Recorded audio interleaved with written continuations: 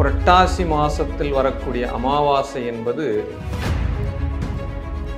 ஆச்சி Royal gulab jamun packs ஒன்று வாங்கினால் ஒன்று இலவசம். இந்த இறந்தவர்களுடைய நேரங்கள் காலங்கள் அதனுடைய திதிகள் தெரியாமல் மறந்து போயிருந்தாலும் நாம் இந்த மகாலய பட்சத்தில் நம்ம முன்னோர்களினுடைய படையல்களை வைக்கும்பொழுது நம்மளுடைய குடும்பத்தில் எந்த ஒரு குடும்பத்தில் இந்த முன்னோர்களுடைய திதி தர்ப்பணம் சரியாக முறையாக கடைபிடிக்கிறார்களோ அப்படிப்பட்ட இந்த மகாலயபட்ச அமாவாசையை நாம எப்படி வழிபாடு பண்ணலாம்? சில பேர்கள் கேட்குறா, முன்னோர்களுக்குன்னு படையல் வச்சுட்டு நீங்க தானே சாப்பிட்றீங்க, இதெல்லாம் கட்டுக்கதை, பெரிய பெரிய எல்லாவித சகல வசதிகளும் இருக்கிறவங்க வீட்டில் கூட இந்த திதி தர்ப்பணம் சரியா பண்ணலை அப்படின்னா நிம்மதியற்ற அப்பா இறந்துருக்கலாம், அம்மா இறந்துருக்கலாம், நண்பர் இறந்துருக்கலாம், இவங்களை நினச்சி நீங்கள் ஒரு பசுவுக்கு அகத்திக்கீரை கொடுக்குறீங்க அப்படின்னா 21 தலைமுறைகள் செய்த ஒரு இந்து மதத்திலிருந்து கிறிஸ்டினுக்கு போயிடுறா, கிறிஸ்டின்லேருந்து நம்ம என்ன பண்ணுறோம் முஸ்லீம் போயிடுறா. இப்படிப்பட்ட பரிணாம வளர்ச்சிகள் போகும்போது என்ன பண்ணுதுன்னா அந்த குடும்பத்தில் நல்லா பாருங்கள், கண்டிப்பாக வாழ்க்கையில் பலதரப்பட்ட இதெல்லாம் நாங்கள் கண்கண்ட உண்மை. நம்மளுடைய முன்னோர்கள் நமக்கு என்ன கடைபிடிச்சு கொடுத்துட்டு போனாலோ அந்த சாஸ்திரத்தை கையில் எடுத்து நம்ம பண்ணுறது. குலதெய்வ ஆராய்ச்சி ரொம்ப இம்பார்ட்டன்ட். அதை விட இம்பார்ட்டன்ட் நம்மளுடைய முன்னோர்களுக்கு நாம் கொடுக்கக்கூடிய மிகப்பெரிய ஒரு அனுகிரகம். முன்னோர்களுடைய ஆசி கிடைக்குது அப்படின்னா அந்த குடும்பம் ஆசீர்வதிக்கப்பட்ட குடும்பம். இதெல்லாம் செய்ய முடியாத போகிறது அப்படின்னா அந்த அளவுக்கு தரித்திரங்கள் தாண்டவமாடுது. உங்களுடைய கர்மாக்கள் இதை செய்ய அந்த அளவுக்கு விடாது. ஏன்னா நம்மை அறியாம தெரியாம செய்த விஷயங்களும். ஜெயச்சந்திரனின் அடடா ஆடியோ ஆஃபர் 5 முதல் 70% வரை டிஸ்கவுண்ட்.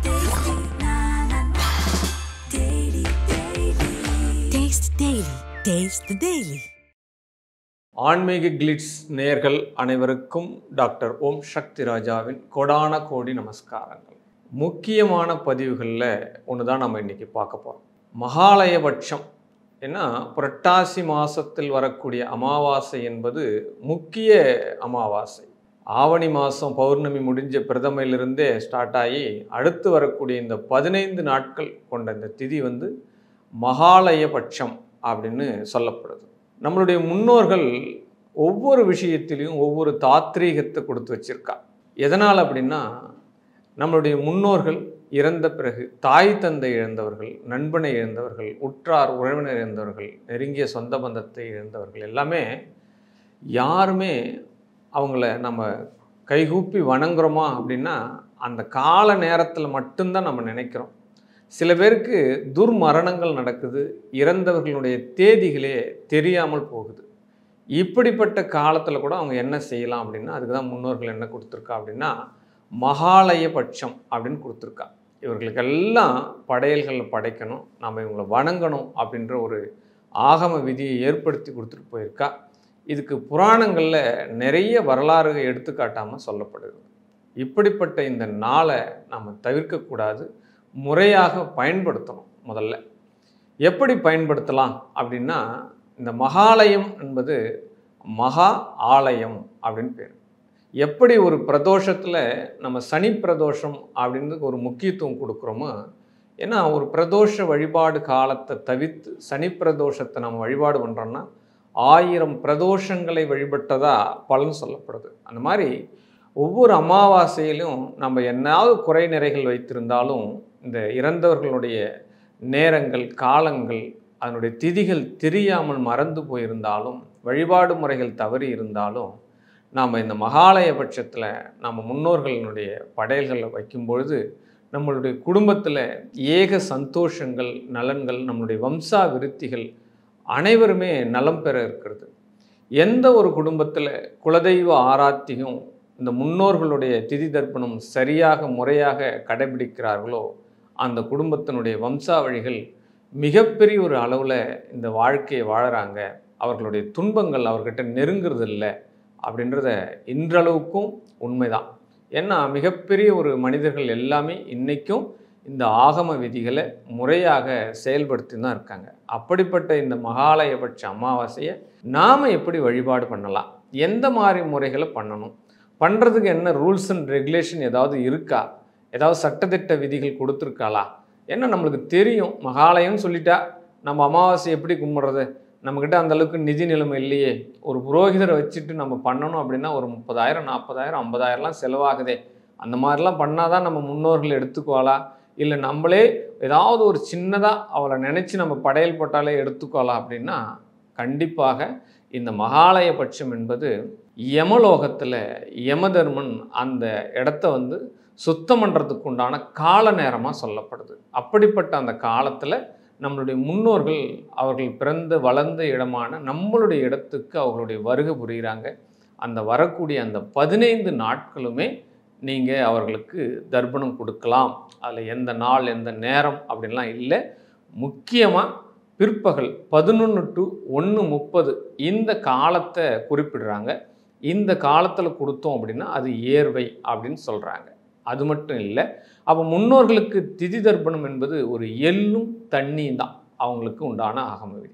சில பேர்கள் கேட்குறா, முன்னோர்களுக்குன்னு படையல் வச்சுட்டு நீங்கள் தானே சாப்பிட்றீங்க, அவர்களுக்கு எப்படி அது சூட்சமாக செயல்படும், இதெல்லாம் கட்டுக்கதை, இதெல்லாம் நடைபெறாது அப்படின்னு சொல்கிறவங்களாம் நிறைய பேர் இருக்கா. ஆனால் ஒரு குடும்பத்தில் திருமணங்கள் தடையாகுது, கடன்கள் பெருகுது, அந்த வீடுகளே ஜப்தி ஆகுது, எவ்வளோ பெரிய பொருளாதார நிகழ்ச்சிகள் வருது, ஒரு உயரிய குடும்பத்தில் கூட அவர்களுக்கு நிம்மதி இல்லாமல் போகுது, பிள்ளைகளால் ரொம்ப பாதிப்புகளை உருவாகுது, பெரிய பெரிய எல்லாவித சகல வசதிகளும் இருக்கிறவங்க வீட்டில் கூட இந்த திதி தர்ப்பணம் சரியாக பண்ணலை அப்படின்னா நிம்மதியற்ற வீடாகத்தான் இருக்கும். அங்கே குறைகள் கண்டிப்பாக இருக்கத்தான் செய்யுது.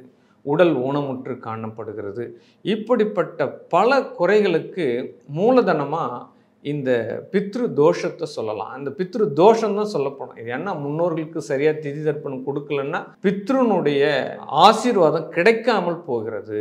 அப்போ நம்மளுடைய முன்னோர்கள் தான் நமக்கு அதை தான் குலதெய்வமாகவும் சில சூட்சமாக விதி சொல்கிறா. இப்போ நம்ம படையல் வைக்கிறோம், இதெல்லாம் அவள் எப்படி எடுத்துக்கிறா அப்படின்னா, நாம் தினந்தோறும் சுவாசிக்கிற காற்று நமக்கு கண் தெரியுதா, அப்படிலாம் தெரிகிற மாதிரி இல்லை. இருந்தாலும் அதுக்கு காற்றுன்னு நம்ம பேரை வச்சுட்டு நம்ம சுவாசம் பண்ணாதான் அந்த உடலில் அந்த உயிர் நிற்கிது. அப்போ அந்த கண்ணுக்கு தெரியாத ஒரு விஷயம் சூட்சமாக நமக்கு உயிர் வாழ வைக்கிறதுக்கு எப்படி உத்தேசம் படுதோ அதுபோல தான் நாம் அவர்கள் நினச்சி படைக்கக்கூடிய இந்த எள்ளும் தண்ணீரும் அவர்களுக்கு சூசகமாக அவர்களுடைய சந்தோஷத்தை அனுக்கிரகத்தை நம்ம எடுத்துக்கலாம் அப்படின்னு சொல்கிறதுக்கு தான் இந்த மகாலயம். சரி, நம்மளுடைய தாய் தந்தை இறந்திருக்கா அப்படின்னா அவர்களுக்கு கொடுக்கலாம், நம்ம நண்பருக்கு கொடுக்கலாமா, அகால மரணம் அடைஞ்சருக்கு கொடுக்கலாமா, நம்மளோடு நம்ம பழகி இருந்தால் என்னன்னே தெரியல, அவள் யாருன்னே தெரியாது, என்ன மதம் என்ன இனம் அப்படின்னே தெரியாது, அவர்களுக்கெல்லாம் கூட அவர்களை நினைத்து ஒரு எள்ளும் தர்ப்பணமும் இந்த திதியில் கொடுக்கறது மிகப்பெரிய ஒரு ஆனந்தம், உங்களுடைய வாழ்க்கையில் பல வெற்றிகளை உங்களுக்கு கொடுக்கும். இதை நீங்கள் கண்கூடாக உணரலாம். அப்போ எப்படி சார் கொடுக்கறது? இந்த காலகட்டத்தில் உங்கள் குடும்பத்திலிருந்தே உங்கள் வீட்டிலிருந்தே கொடுக்கலாம். ஒரு புரோகிதரை கூப்பிட்டுட்டு அந்த புரோகிதர் இந்த காலகட்டத்தில் விரத முறையில் இருக்கணும். கண்டிப்பாக அவர் பணம் சம்பாதிக்கும் நோக்கத்தோடு அந்த புரோகிதர் இருக்கக்கூடாது. அப்படிப்பட்ட புரோகிதரை நீங்கள் தேடணும். கண்டிப்பாக இந்த நாளில் கொஞ்சம் மெனக்கிடணும்.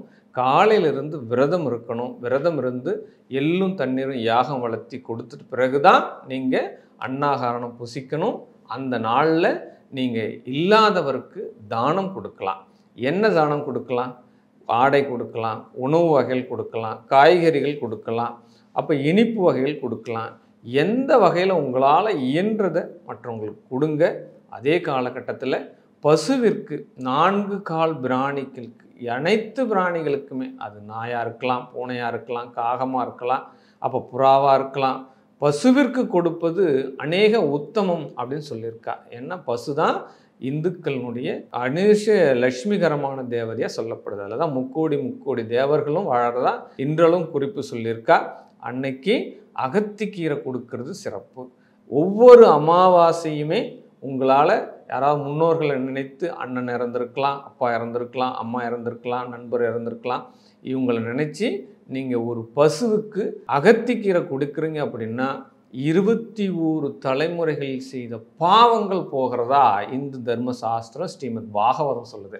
அதே காலகட்டத்தில் இன்றைய மகாலய அமாவாசையை நீங்கள் எடுத்துகிட்டு பண்ணுறீங்க அப்படின்னா அநேக கோடி புண்ணியங்கள் கிடைக்கிறது. உங்களுக்கு வரக்கூடிய பிள்ளைமார்கள் நல்ல படிப்பாங்க, நல்ல திருமண தடை இல்லாமல் நடக்கும், புத்திர தோஷம் மற்றும் அப்போ இன்னைக்கு காலகட்டத்தில் ஜாதகத்தை நம்ம எடுத்துட்டாலே தோஷம் இல்லை அப்படின்ட்டு சொல்கிறது கிடையாது. அப்போ அமர்ந்த கிரகங்கள்லாம் இதனுடைய சப்ஜெக்டில் தான் அமருது.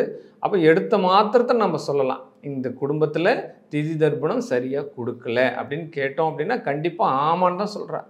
ஒரே காலகட்டத்தில் மதம் சார்ந்து போயிடுறா.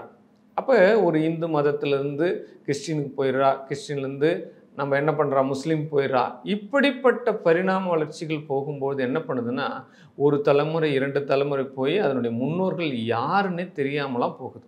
அந்த குடும்பத்தில் நல்லா பாருங்கள், கண்டிப்பாக வாழ்க்கையில் பலதரப்பட்ட கோளாறுகள் இருக்கும். இதெல்லாம் நாங்கள் கண்கண்ட உண்மை. அந்த உண்மையை சொல்கிறதுக்கு தான் இங்கே நம்ம இந்த ப்ராடக்ட்ஸ்க்கு வந்திருக்கோம். அதனால் இந்த மக்கள் நம்பிக்கை அப்படின்றது ரொம்ப ரொம்ப முக்கியம். நம்பிக்கை வச்சு செயல்படணும்.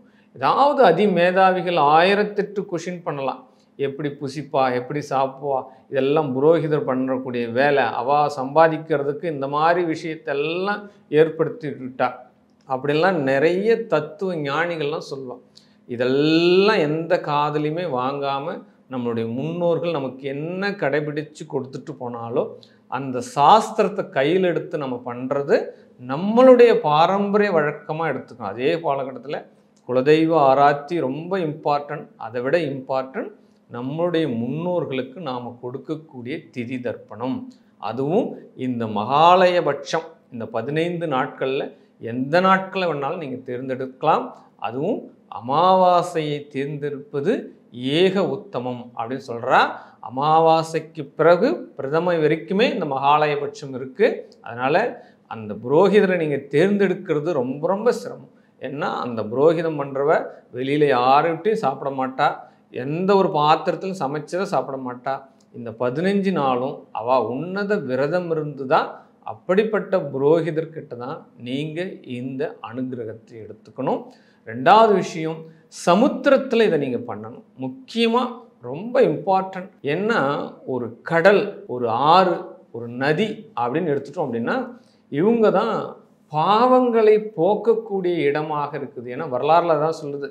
அப்போ ஒரு திருப்புல்லானை எடுத்துட்டோம்னா அங்கேவே நம்ம தாராளமாக நீங்கள் இந்த புண்ணியத்தை பண்ணலாம். ஸ்ரீரங்கத்தில் பண்ணலாம், ராமேஸ்வரத்தில் பண்ணலாம், காசியில் பண்ணலாம். இதெல்லாம் பெரிய பெரிய நபர்கள் பண்ணக்கூடிய ஸ்தாபனம். சாமி என்கிட்ட ரூபாய்க்கு வழி இல்லை, நான் என்ன பண்ணலாம் அப்படின்னா உங்கள் குடும்பத்தில் ஒரு புரோகிதரை கூட்டு அதுக்குண்டான யாகம் பண்ணி அவருக்கு உண்டான தானங்களும் தர்மங்களும் கொடுத்து அன்னைக்கு காகத்துக்கு சாப்பாடு வைங்க. உங்களால் முடிஞ்ச இயன்ற உணவளித்து அடுத்தவருடைய பசியை போக்குங்க. பசுமாட்டுக்கு தானம் கொடுங்க. இந்த மாதிரி பண்ணுறதுனால உங்கள் குடும்பம் நல்ல பிள்ளைகள் வாழ்வா, உங்கள் மகன்களுக்கு நல்லபடியாக திருமணம் நடக்கும், எந்த ஒரு பொருளாதார தடையும் வராது, மிகப்பெரிய ஒரு அனுகிரகம், முன்னோர்களுடைய ஆசி கிடைக்குது அப்படின்னா அந்த குடும்பம் ஆசீர்வதிக்கப்பட்ட குடும்பம் அப்படின்ற ஒரு விஷயத்தை எடுத்துக்கலாம். பட் இதெல்லாம் செய்ய முடியாத போகிறது அப்படின்னா அந்தளவுக்கு தரித்திரங்கள் தாண்டவமாடுது அப்படின்னு தான் சொன்னேன். ஏன்னா என்னால் முடியல, எனக்கு அந்த நேரத்தில் தான் இந்த வேலை வந்துடுச்சு, அந்த வேலை வந்துடுச்சு அப்படின்னா உங்களுடைய கர்மாக்கள் இதை செய்ய அந்த அளவுக்கு விடாது. ஏன்னா அந்த அளவுக்கு பாவங்கள் செய்து வச்சிருக்கா முன்னோர்கள் வழி வழியாக. ஏன்னா ஒவ்வொரு நாளும் நமக்கு செய்யக்கூடிய செயல்கள் கர்மாக்கள் அப்படின்னு சொல்லுவாங்க. நம்மை அறியாமல் தெரியாமல் செய்த விஷயங்களும் பாவக்கணக்கில் தான் போகும். இந்த மாதிரி பாவத்தை போக்குறதுக்கு உண்டான விதிகளை தான் நம்ம முன்னோர்கள் சாஸ்திரப்படி சொல்லி வச்சிருக்கா. இந்த சாஸ்திரத்தை நம்ம கண்டிப்பாக கடைபிடிக்கணும். ஒவ்வொரு மக்களும் ஒவ்வொரு வீட்லேயும் ஒவ்வொரு இடத்துலையும் கடைபிடிக்கணும். இதை ஆன்மீக கிளிட்ஸ் வழியாக இந்த பிரபஞ்சத்தின் மூலயமாக பல ஆன்மீக தகவல்களை கொடுத்துருக்கக்கூடிய இந்த சேனல், இதன் வழியாக எனக்கு சொல்கிறதுக்கு வாய்ப்பு கொடுத்த இந்த சேனல்களுக்கு கோடான கோடி நன்றிகள். இதெல்லாம் நீங்கள் கடைபிடிக்கணும். வாழ்க வாழ்க. வாழ்க வளமுடன். ஆச்சி ராயல் குலோப் ஜாமுன் பேக்ஸ் ஒன்று வாங்கினால் ஒன்று இலவசம். ஜெயச்சந்திரனின் அடடா ஆடியோ ஆஃபர் 5 முதல் 70% வரை discount. Taste Daily. Taste the Daily.